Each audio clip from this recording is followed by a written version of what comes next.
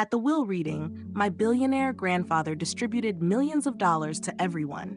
I received only 50, not 50,000. Not a symbolic check, just two crisp bills placed on the table like an afterthought. My father smiled, the kind of expression that quietly says, "I expected this." My brother laughed openly, making no effort to hide it. Someone muttered, "Figures." I said nothing. I simply looked at the money in my hands, feeling the room tighten around me. My grandfather had never been careless. Not in business, not in relationships. And this felt intentional. When I tilted the bills under the harsh office light, I noticed something unusual. A tiny mark, barely visible, almost nothing. But I remembered something my grandfather once told me. If you want to hide the truth, put it where no one thinks to look. An hour later, I stood inside a quiet bank office, sliding those $50 across the desk. The manager glanced down and then froze. My name is Hazel, and in my family, I was never the one people expected much from. Not because I was irresponsible or unsuccessful, but because I was quiet. While my brother Ethan learned early how to speak loudly, take up space, and turn every conversation into an opportunity, I learned to sit back and observe.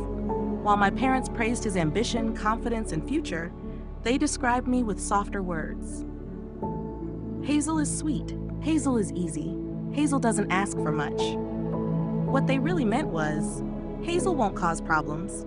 My grandfather, William, was the only one who seemed to notice the difference. To the world, he was a billionaire, a man who built an empire from almost nothing. People straightened when he entered a room. Bankers laughed too loudly at his jokes. Politicians returned his calls within minutes. But to me, he was just Grandpa Will, the man who drank his coffee black, disliked unnecessary noise, and believed silence revealed more about a person than words ever could. When his health began to decline, the family suddenly became attentive, briefly. Everyone visited, but never for long. My father would arrive in a tailored suit, check his watch, and say, "Dad, just checking in. I've got a meeting." My mother brought flowers that stayed untouched in a vase. Ethan came once, stood near the door, and said, "Stay strong, Grandpa." Then they left, and the room always felt emptier afterward. I stayed, not to gain anything, not out of expectation. I stayed because someone had to. I adjusted his pillows when his breathing grew shallow. I read the newspaper aloud when his vision weakened. I listened to the same stories repeatedly without correcting him, even when I knew every ending. One afternoon, as sunlight filtered through the hospital blinds, he reached out and held my hand. His grip was weak, but deliberate. "Do you hear that?" he asked softly. "Hear what?" "The quiet," he said. "Most people are afraid of it." He looked at me carefully, as if committing my face to memory. "You're not afraid," he continued. "That's why you're still here." I swallowed. "Of course I'm afraid." He gave a faint smile. "No, you're afraid of being invisible. That's different." I didn't respond. I wasn't sure how to. Another night, when the machines hummed steadily and the world felt distant, he said something that stayed with me. "Money doesn't reveal who people are. It just removes the mask faster." I let out a small laugh. "That sounds like you're planning something." His eyes shifted, unreadable. "Maybe I am." I assumed it was the medication speaking. I didn't realize he was already deciding who I would become. When he passed, it was quiet. No dramatic final words. No long farewell. Just a slow release of my hand, and then nothing. I stood there afterward, unable to move, repeating one thought. Now I really am alone. The one person who saw me, who never needed me to be louder or different, was gone. I didn't know that even in death, my grandfather was still guiding things. The funeral was exactly what he would have wanted. Simple, controlled, no unnecessary speeches. Black suits filled the chapel, polished shoes lined the aisle. White flowers were arranged with precision. Everything looked expensive. Everything appeared respectful, and yet none of it felt genuine. I stood near the back, hands folded, watching my family interact like practiced performers. My father spoke in a calm, steady tone, shaking hands and nodding. My mother dabbed her eyes at carefully timed moments. Ethan moved through the crowd confidently, accepting condolences as if they belonged to him. No one stood beside me. No one asked how I was. In this family, that question was never asked without purpose. I overheard whispers drifting through the room, quiet but sharp. "So how much do you think he left?" "The real estate alone must be worth a fortune. Ethan's probably set for life." Each comment landed like a small, precise cut. I told myself not to listen. I told myself this wasn't the moment. But grief makes everything louder. Every word carried weight. Every glance lingered longer. At one point, I caught my father's eye. For a moment, I thought he might approach, say something. Instead, he gave a brief nod and turned back to a conversation about logistics. "The lawyer will contact us next week," he said. "We'll handle the details." We, as if I weren't there. After the service, people left quickly. No lingering conversations, no shared memories, just polite goodbyes and quiet plans forming for what came next. Money has a way of doing that. It pulls people forward, away from the past. At the cemetery, as the coffin was lowered, something inside me finally gave way. This was the end of the only relationship in my life that had never felt conditional. I wanted to shout. I wanted someone to acknowledge how unfair it felt. Instead, I stood silently, because silence was what I had always known best. Later that evening, I returned to my grandfather's house, alone. Not my parents, not Ethan, just me. The house smelled faintly of dust and old books. I moved slowly through each room, touching familiar objects as if they might disappear. His watch on the dresser, the chair by the window where he sat in the afternoons, the desk with his handwritten notes, numbers written in tight, careful lines. I sat in his chair and finally allowed myself to cry. Not loudly, not dramatically, just enough to release the weight. A few days later, an envelope arrived. Thick paper, formal lettering, reading of the last will and testament of William Carter. The address was a downtown law office. The date was circled neatly in blue ink. My hands trembled as I held it. I didn't expect anything. I had trained myself not to. Still, a small, risky thought appeared. Maybe he remembered. I folded the letter carefully, unaware that when I walked into that office, everything I believed about my place in the family would be tested publicly. The law office felt cold, not in temperature, but in atmosphere. Polished wood, frosted glass, leather chairs arranged with precision as if the room itself decided who belonged. I arrived early and took the seat farthest from the head of the table, instinctively making myself smaller. One by one, my family entered. My father, Richard, went straight to the front and sat as if it were reserved. My mother followed, composed. Ethan entered last, relaxed, confident, already smiling like he knew the outcome. No one greeted me. The lawyer, Daniel Ross, cleared his throat and opened the folder. "We are here to read the last will and testament of William Carter," he said calmly. My heart began to race. "First, Richard Carter, $5 million. My father leaned back slightly, satisfaction briefly visible before he masked it with a composed nod. "My mother, $3 million. She exhaled and reached for my father's hand. "Ethan, $2 million. He smiled openly and glanced at me, mouthing, "Told you." I looked down at my hands. "Don't expect anything," I reminded myself. "You already knew." Daniel turned the page. "Hazel Carter." The room grew quiet. For Hazel Carter, the sum of $50. For a moment, I thought I misheard. Not 50,000, not even a symbolic gesture paired with something meaningful. Just 50. A laugh broke the silence, Ethan's. "Wow," he said, "that's poetic." Someone else chuckled. My father smiled, not openly but with quiet confirmation. "This proves something," he said. "Thus Dad knew who was practical." My mother avoided my gaze entirely. I felt the heat rise to my face, then fade, leaving a cold emptiness behind. I waited for more, an explanation, a letter, anything. But Daniel simply slid the 2 bills toward me. "Please sign here," he said in a neutral tone. I picked up the money. It felt heavier than it should. The room filled with soft conversation, the quiet satisfaction of people who had received exactly what they expected. No one spoke to me. I didn't argue. I didn't react. I just looked at the bills, because my grandfather had never been careless. And when I tilted them slightly under the overhead light, I saw it again, a faint mark, so subtle it could have been accidental, except I knew it wasn't. I folded the bills, placed them in my purse, and stood. "I think we're done here," I said quietly. No one stopped me. As I walked out, I heard Ethan laugh again behind me. But for the first time, something about it didn't matter.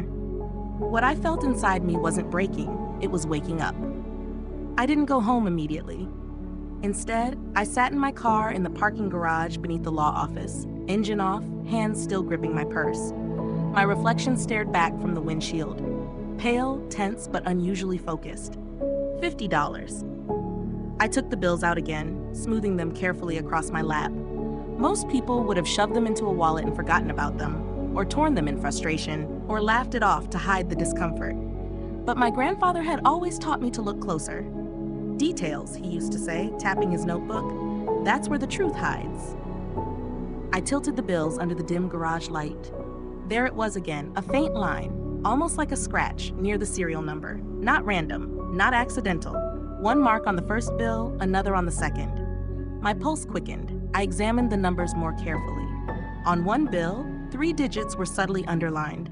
On the other, 2 more were marked in a precise way that clearly meant something. This wasn't damage or wear. Someone had done this intentionally. He did this, I thought. The realization sent a chill through me. My grandfather had always been exact and methodical. He disliked unfinished matters and avoided loose ends. If he truly wanted to leave me nothing, he wouldn't have bothered with $50 at all, unless the money itself wasn't the inheritance, unless it was a key. I drove across town almost without thinking, my hands firm on the wheel. The destination came to me from memory. The old bank my grandfather had trusted for years, the one he relied on when he trusted no one else. The lobby was quiet when I entered. Marble floors, soft lighting, and the faint scent of polished wood and paper. It felt like stepping into a place where voices stayed low and information stayed hidden. I approached the front desk. "I need to speak with the branch manager," I said, keeping my voice steady. "It's about my grandfather, William Carter." The receptionist's expression changed immediately. "One moment, please." A few minutes later, I was led into a private office. The man behind the desk stood as I entered. Gray hair, sharp eyes, calm and professional. "I'm Mr. Thompson," he said. "How can I assist you, Miss Carter?" I didn't hesitate. I placed the 2 bills on his desk and slid them toward him. "These were left to me in my grandfather's will," I explained. "I believe they've been marked." Mr. Thompson frowned slightly and picked them up. At first, his expression was neutral, polite, almost dismissive. Then it changed. His eyes narrowed. He leaned closer, turned the bills, examined the serial numbers, and then stopped completely. The color drained from his face. "Where did you get these?" he asked carefully. "You already know," I replied. "From William Carter." He didn't respond right away. Instead, he stood, walked to the door, and quietly locked it. When he returned, his expression had shifted to something I didn't expect: respect. "These markings," he said slowly, "are not random." My breath caught. "They're part of a verification sequence," he continued. "And if I'm correct, you're the only person who could have brought them here." I felt lightheaded. "What does that mean?" He folded his hands. "It means your grandfather left something outside the will, something no one else was meant to access." The room suddenly felt smaller. "And the money?" I asked. He glanced at the bills again. "The money," he said quietly, "was only the invitation." My grandfather's words echoed in my mind. "If you want to hide the truth, put it where no one thinks to look." For the first time since the will reading, I understood. The real inheritance hadn't been announced. It had been placed directly into my hands. Mr. Thompson studied me for a moment. "Before we proceed," he said, "I need to confirm your identity." I nodded, handing over my ID with slightly trembling hands. He checked it, entered information into his computer, and paused when the system responded. His jaw tightened slightly. "It's exactly as he said," he murmured. "As who said?" I asked. "Your grandfather." My heart began to race. Mr. Rassia Thompson stood and moved to a large steel cabinet behind him. He unlocked it with a key and entered a code with practiced precision. "There is a private deposit box here," he explained, "registered solely to William Carter. It exists outside the will and outside probate, completely separate." My throat went dry. "Why wasn't anyone else told?" He met my gaze. "Because your grandfather instructed us not to tell anyone, unless they came with proof." He placed the 2 bills beside a document. "These markings are part of a system he designed. He believed numbers reveal the truth if you know how to read them." That sounded exactly like him. I followed Mr. Thompson down a quiet corridor. The air grew cooler as we walked. We stopped at a heavy door. He entered a code, and it opened with a soft click. Inside was a secure room lined with deposit boxes. He unlocked one and slid it open. I wasn't prepared for what I saw. Gold bars, neatly arranged, reflected the light. Folders labeled with company names I immediately recognized. Investment documents, bonds, accounts. My knees felt weak. This, I whispered. Approximately $32 million, Mr. Thompson said calmly. Conservatively. I covered my mouth as tears blurred my vision. But it wasn't the money that affected me most. It was the envelope resting on top, plain, cream-colored, with my name written in my grandfather's handwriting. Hazel. My hands shook as I picked it up. He left that specifically for you, Mr. Thompson said. We were instructed never to open it. We returned to the office. Once seated, I carefully opened the envelope. The paper inside was neatly folded, as if he had taken his time writing it. My dear Hazel, if you're reading this, it means you saw what others didn't. That tells me I was right. Tears slid down my face. I gave you $50 not because that's what you deserved, but because I needed you to see the truth yourself. Money doesn't change people, it removes excuses. I could hear his voice clearly in my mind. I wanted you to observe who smiled, who laughed, who stayed silent when you were dismissed. Those reactions matter more than anything said at a funeral. My chest tightened. You were the only one who stayed when there was nothing to gain. You didn't ask, you didn't push, you didn't perform. That is why I trust you. I pressed the letter to my chest. He had noticed everything. The money in that box is not a reward. It is a responsibility. Use it to protect yourself.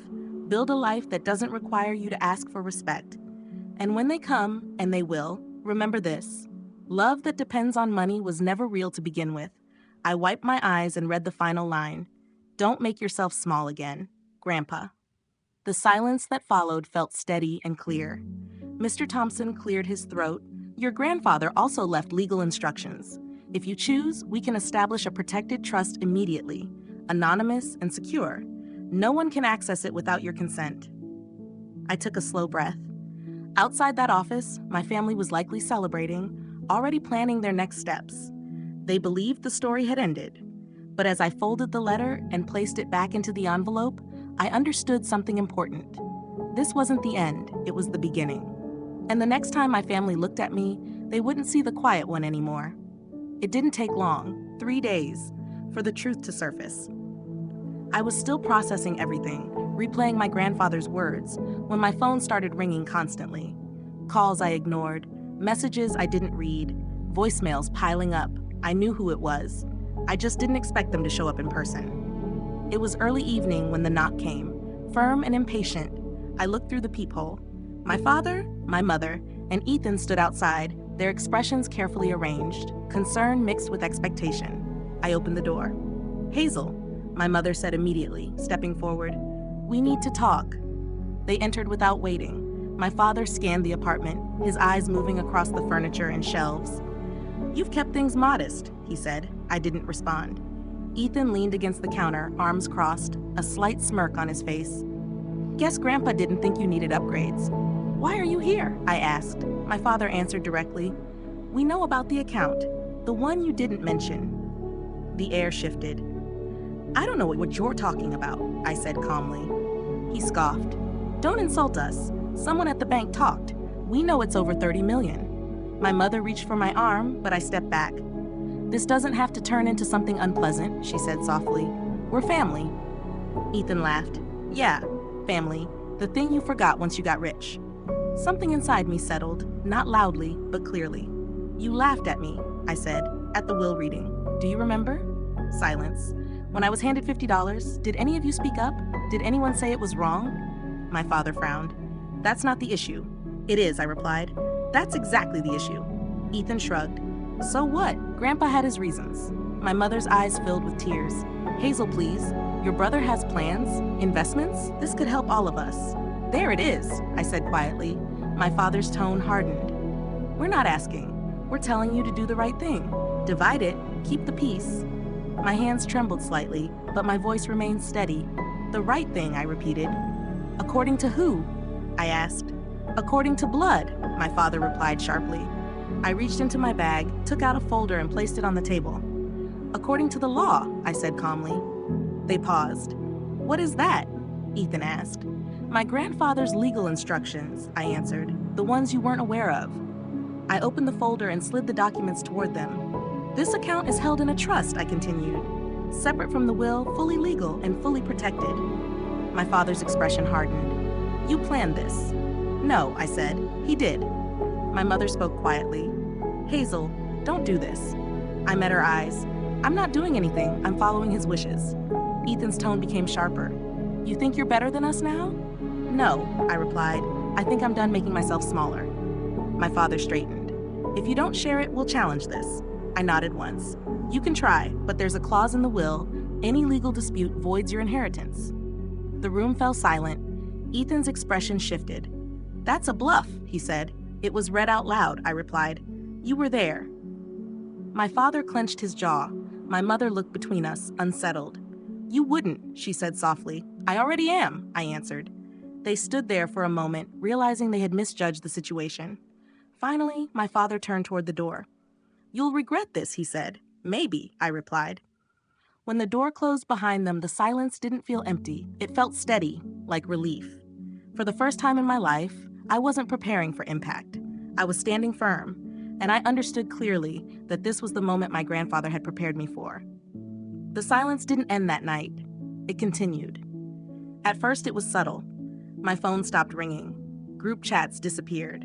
Invitations I never expected suddenly became noticeable by their absence. I was quietly removed from the family calendar. Birthdays passed. Holidays came and went. No messages, no explanations, just distance. It would be inaccurate to say it didn't affect me. Some nights, I sat alone, looking at my phone, wondering if I had gone too far, if I had been too firm, if choosing myself had also meant choosing isolation. People often talk about setting boundaries and protecting your peace. They rarely explain how empty it can feel at the beginning. My parents didn't call. Ethan blocked me on social media. I discovered it by accident when his profile no longer appeared. I looked at the blank screen longer than I should have. So this was the outcome. I had said no, and this was the cost. I focused on my work, on routine, on keeping my life simple and intentional, much like my grandfather had lived despite everything he owned. I didn't upgrade my home. I didn't change my lifestyle. I didn't post anything online. The money remained where it was, protected, untouched, unseen. Because in reality, money had never been what I wanted. What I wanted was security. Weeks later, I stood in a courthouse hallway signing documents to finalize the trust. The lawyer explained everything clearly, using words like protection, consent, and control. This ensures no one can pressure you, she said. Not now, not later. I nodded. Pressure had shaped much of my life. This was the first time I felt free from it. Life moved forward in small, quiet ways. A year later, I met Lily. She was born on a rainy Tuesday morning, small, fragile, and perfect. When the nurse placed her in my arms, something within me shifted completely. I looked at her and made a promise, even if I didn't say it out loud. You will never have to earn love by making yourself smaller. My parents didn't come to the hospital. They didn't send flowers. They didn't ask. And unexpectedly, that no longer affected me the same way. Because as I watched Lily rest against me, her small hand wrapped around mine, I understood something my grandfather had always known. Family is not defined by who appears when there is money involved. It is defined by who remains when there is nothing to gain. Still, there were moments, late at night, in complete silence, when I wondered if the distance would last, if the door I had closed would ever open again. I didn't pursue the answer. I had learned that peace doesn't come from trying to fix people who don't want to change. It comes from choosing a different direction. And I was ready to build that future, even if it meant doing it without them. Life didn't transform overnight. There was no dramatic resolution, no sudden apologies, no shift in understanding from my family. What changed was quieter and more stable. I moved carefully and deliberately. I worked with legal and financial advisors who answered only to me. The trust my grandfather established became a boundary I didn't need to explain or defend. For the first time, no one could pressure me with guilt. No one could use family as leverage. No one could reduce me for their comfort. And I didn't feel powerful. I felt secure. As Lily grew, I built a life the way my grandfather had shown me, simple on the surface, strong at its foundation. I invested carefully. I set aside funds for her education. I donated quietly to organizations that supported women in need of legal protection. Women often told, that's just how family is. I knew how harmful that belief could be. Sometimes people ask if I regret it, if I regret not sharing, walking away, or being labeled distant or selfish. I don't. Because regret comes from acting against your own truth. And for once, I hadn't. My grandfather didn't leave me $50. He didn't just leave me money. He left me clarity. He showed me who would laugh when I was dismissed, who would remain silent, and who would only approach me when they needed something. More importantly, he showed me who I was when I stopped asking for permission to exist. The final thing he gave me wasn't wealth. It was the ability to say no. The strength to stand independently, and the freedom to create a family that doesn't confuse love with control. When I look at Lily now, growing without conditions, laughing without fear, I understand what the real inheritance was. Not money, not validation, not revenge, peace. And that was worth more than everything he left behind.